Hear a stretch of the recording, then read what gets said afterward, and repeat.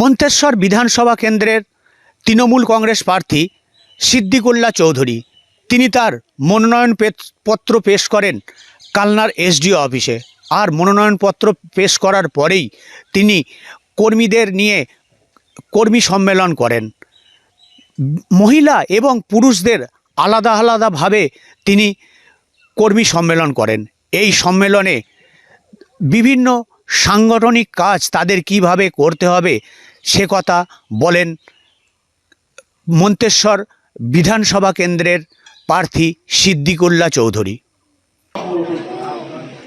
মায়েরা যদি তৈরি হয়ে যায় ভোটের পার্সেন্টেজ কিন্তু খুব বাড়বে। আপনাদের কারণে ভোটের অঙ্ক বাড়তি থাকে। এই হলো মূল বিষয়।